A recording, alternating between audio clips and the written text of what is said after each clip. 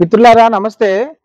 చాలా చోట్ల మనము వేప చెట్టుని మనము ఒక మంచి మొక్కగా మనం చెప్పుకుంటూ ఉంటాము. చాలామంది పళ్ళు తోముకోవడానికి, అదేవిధంగా మంచి కలపకి గానీ, లేకపోతే టెంపుల్స్‌లో నీడకి గానీ, లేకపోతే దేవతా మూర్తిగా కూడా మనం వేప చెట్టుని పూజించడం మనం చూస్తూ ఉంటాం. కానీ వీటితో పాటు చాలా ఔషధ గుణాలున్నాయని చెప్పేటువంటి విషయాలు మనం తెలుసుకుంటున్నాం. ఎలాంటి ఔషధ గుణాలున్నాయో మనము doctor R. Shakuntala madam Ayurveda MD గారి ద్వారా కొన్ని విషయాలు తెలుసుకుందాం. నమస్తే అమ్మా. నమస్తే అండి. ఇది వేప అంటే తెలియని వాళ్ళుండరు. ఆహ్, అయితే చేదుగా ఉంటుంది. దీన్ని అజాడిరెక్టా ఇండికా బొటానికల్ నేము. సో, ఇది ఫస్ట్ బెస్ట్ యూసేజ్ ఏందంటే అందరికి తెలిసిందే. ఎప్పుడైనా చర్మ వ్యాధులకి బెస్ట్. ఎక్కడైనా బాడీలో జిల వచ్చినా ఆ!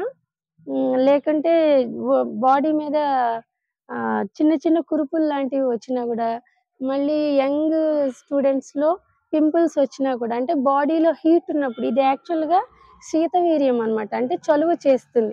వేడి చేసే డ్రగ్ కూడా కాదు. చల్లగా ఉంటుంది. కాబట్టి బాడీ హీట్ వల్ల వచ్చేటటువంటి ఆల్ స్కిన్ డిసీజెస్‌లో అంతేకాకుండా కఫం ద్వారా అంటే ఇచ్చింగ్ దురద కఫం గనక వ్యాధిలో ఎక్కువ కఫదోషం ఉన్నట్లయితే మనకి ఇచ్చింగ్ అంటే దురద ద్వారా మేనిఫెస్ట్ అవుతుందనమాట.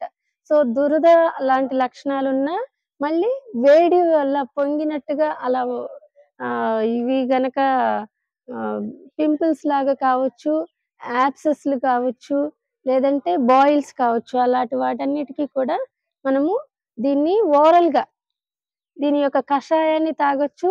లేదంటే పొద్దున్నే పరగడుపున ఇలాంటి చిగురుటాకుల్ని ముద్దలాగా చేసుకొని, మిరియం పౌడర్ కలిపి పొద్దున్నే పరగడుపున తీసుకున్నట్లయితే ఎలాంటి చర్మ వ్యాధులకైనా మనము చెక్ పెట్టొచ్చనమాట.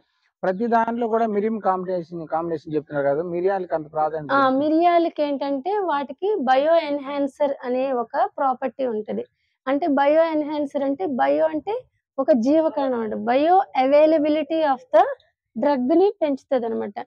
అంటే ఇది విడిగా పనిచేస్తుంది. కానీ అది చాలా ఫాస్ట్‌గా పనిచేయడము, ఆ డ్రగ్ మన శరీరంలో త్వరగా అబ్జార్బ్ చేసుకోవాలి అంటే మనం మిరియాల పౌడర్ కలపడం ద్వారా మనము ఫాస్ట్‌గా ఆ రిజల్ట్‌ని పొందొచ్చనమాట. ఓకే. థాంక్ యూ అమ్మా. నమస్తే. ఓకే.